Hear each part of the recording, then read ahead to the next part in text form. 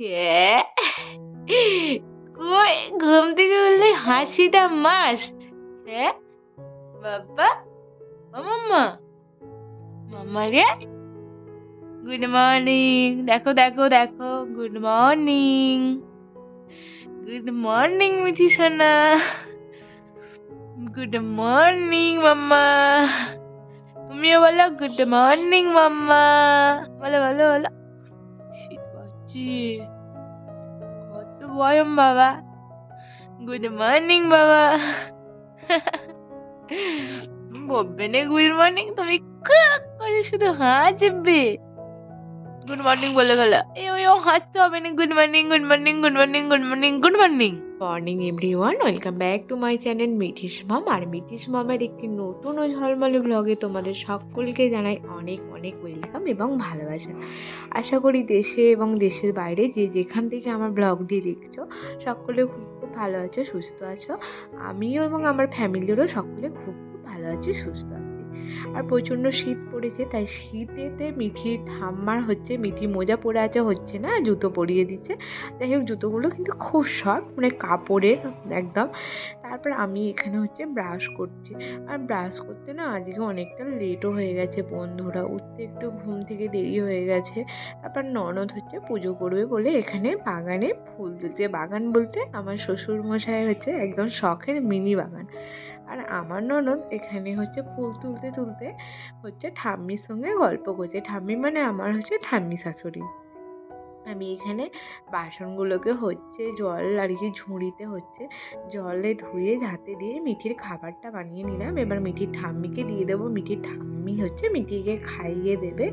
তারপর আমি এখানে শ্বশুরমশাই কালকে বাজার করে এনেছিলেন এই সবজিগুলো। আমি পুকুর থেকে ধুয়ে নিয়ে এসে চুবড়িতে জল ঝাড়াতে রেখে দিয়েছি।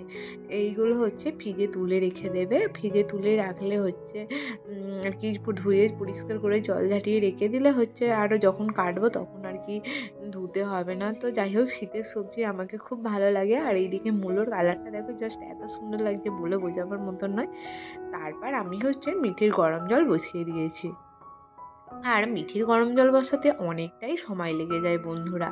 কেন বলো তো, ওর জল 1 লিটার জলকে ম্যাক্সিমাম 500 ml করি। কারণ অন্য সময় হয়তো 750 হয়ে যায়। যাই হোক, ওর জলটা এখন ফুটে গেছে, আমার পুরো একদম টকবক করে ফুটছে, দেখতে পাচ্ছ। আর ওর জলটাতে যতক্ষণ না আর কি আয়রনটা পড়ে, সেই আয়রনটা ফেলে ছেঁকে রেখে দিই। তারপর আমি এখানে মুড়ি খাওয়ার জন্য আলু সিদ্ধ বসাবো। তো আলুগুলোকে কেটে নিয়ে আর প্রেশার কুকারে রেখে দিয়েছি। এই প্রেশার কুকারটা না মিঠির অন্নপ্রাশনে পাওয়া। আর এইদিকে প্রেশার কুকারটা একটু মনে কোনো সমস্যা আছে, আঁটতে দেরি হয়। তারপর আমার ননদ এখানে শীতকালে নারকেল তেল জমে গেছে বলে নারকেল তেল গরম করতে দিয়েছে। আলু সিদ্ধটা হয়ে গেছে, তো আলু সিদ্ধটা আমি রেখে একটু ঠান্ডা করতে দিলাম। তো ঠান্ডা হতে হতে আমি একটু পেঁয়াজ আর কাঁচা লঙ্কা কুচি করে নিলাম। তো আলু সিদ্ধ পেঁয়াজ কাঁচা লঙ্কা দিয়ে মেখে নিচ্ছি। আর এদিকে আমি একটা ছোট্ট পেঁপে ছিল গাছের, তো সেইটা কেটে নিয়েছিলাম। তারপর আমি এখানে রোদে মুড়ি, আলু সিদ্ধ আর একটু ঝুড়ি ভাজা চানাচুর নিয়ে চলে এসেছি, খাবো রোদে বসে বসে বলে। আর আমি খাচ্ছি, মিঠির গালে একটু করে দিচ্ছি। আর মিঠিও বেশ ভালোই আনন্দের সাথে খাচ্ছে। মিঠি না একটু এত দুষ্টু হয়েছে, একটু কেন অনেকটাই দুষ্টু হয়ে গেছে।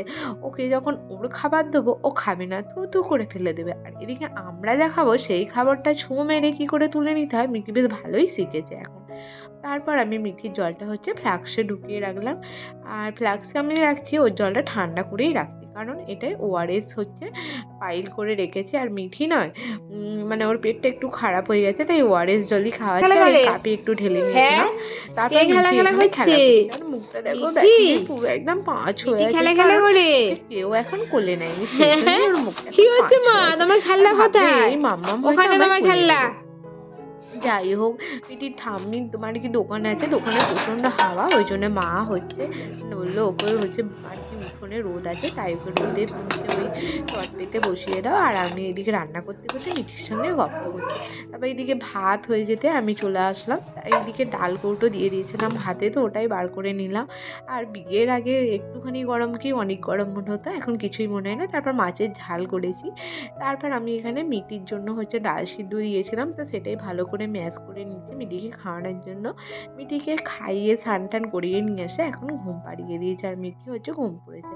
আর মিঠির এখন একটা অভ্যাস হয়ে গেছে, ঘুমানোর সময় ও গালে আঙুল দিয়ে সেটা চুষবেই, আর টেনে নিলে কান্নাকাটি করতে আরম্ভ করে দেবে। আর ভালোভাবে যতক্ষণ না ঘুমাবে ততক্ষণ ও আঙুলটা ধরেই থাকবে। যাই হোক, ও ভালো করে ঘুমিয়ে পড়েছে। আর আমি এইদিকে সকালবেলা অনেক কাচাকুচি করেছিলাম। তারপর ব্ল্যাঙ্কেট, লেপের ওয়ার, কম্বল এই সমস্ত কিছু রোদে দিয়েছিলাম, সেগুলোকে চট করে গিয়ে ছাদ থেকে তুলে নিয়ে আসি। আর এইগুলো হচ্ছে ভাবলাম যে আমারও তো চুলটা আজকে ভিজে আছে, তাই আমি হচ্ছে চুলটাও একটু শুকিয়ে নিই, আর হচ্ছে ব্ল্যাঙ্কেট, লেপের ওয়ারগুলোও গুছিয়ে নিই। তো এক ঢিলে অ্যাকচুয়ালি হচ্ছে ২ কাজই করা হবে। তাই হচ্ছে চুলটাও শুকিয়ে নিলাম, আর এইদিকে সমস্ত চারিকি এগুলো আছে সেগুলোকেও গুছিয়ে নিচ্ছে। আর রোদটা এতটাই চড়া উঠেছে যে আমার কি বলবো, আর চোখে কিছু দেখতে পাচ্ছি না, তোমরা বুঝতেই পারছো, সব অন্ধকার হয়ে যাচ্ছে। তারপর এইদিকে হচ্ছে মেজো কাকিমা সেজো কাকিমা হচ্ছে ধান মিলেছে, তো উনিরা ছাদে ছিল, উনিদের সঙ্গে একটু দাঁড়িয়ে দাঁড়িয়ে গল্প করছিল। আর আমি হচ্ছে সমস্ত কিছু নিয়ে এসে দেখি মিটি ঘুম থেকে উঠে পড়েছে, আর মিটির পাশে হচ্ছে ওর পাপান শুয়ে আছে। যাই হোক বন্ধুরা, আজকের ব্লগটা এখানেই শেষ করলাম। তো ব্লগটা কেমন হয়েছে অবশ্যই জানাতে ভুলো না, আর যদি ভালো লেগে থাকে অবশ্যই লাইক করে দিয়ে চ্যানেলটিকে সাবস্ক্রাইব করে দিয়ে এবং পাশে থেকো। তো ততক্ষণে সকলে খুব খুব ভালো থেকো, সুস্থ থেকো, টাটা, বাই বাই।